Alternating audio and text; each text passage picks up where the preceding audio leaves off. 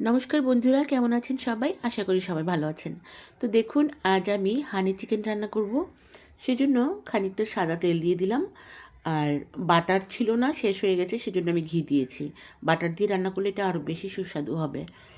তো দিয়ে দিলাম তেজপাতা, গোটা গরম মশলা, এলাচ, দারচিনি আর কিছুটা লবঙ্গ আর গোলমরিচ। সেই সাথে কুচানো পেঁয়াজ দিয়ে একটু ভালো মতন ভাজা করে নিচ্ছি। তারপরে কেটে ধুয়ে রেখেছিলাম দেশি একটা মুরগি, সেটাকে আমি এখন দিয়ে দিচ্ছি।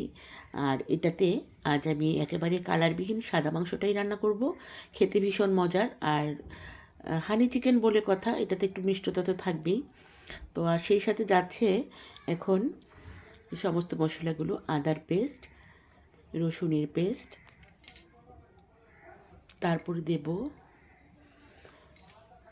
জিরে, ধনে, আর দিয়ে দিচ্ছি আপনার কাজু বাদামের পেস্ট। সাথে যাবে 2-3 চামচ টক দই আর কিশমিশের পেস্ট। কিশমিশটা দিলে একেবারে খেতে অনেক ভালো লাগে। আর ভাজা জিরার গুঁড়াটা দিব না, কাঁচা জিরার গুঁড়াটাই আমি এখানে দিয়েছি। তারপরে এগুলো ভালো মতন নাড়িয়ে চাড়িয়ে একেবারে কষিয়ে নিয়ে খানিকটা জল দিয়ে আমি একটু ঢেকে দেব।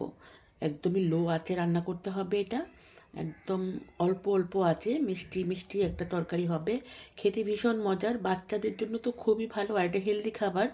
চিকেনের তো আমরা অনেক রকম রান্না খাই, তো এরকম হানি চিকেনটা কিন্তু বেশ মজার। রান্না করে একদিন খেয়ে দেখবেন। আর কয়েকটা কাঁচা লঙ্কা আমি দিয়েছি এখানে, মানে ফেলে দিইনি, ভেঙে ভেঙে দিয়েছি। তো যাই হোক, এখন আমি এটাতে ঢাকনা দিয়ে দেবো।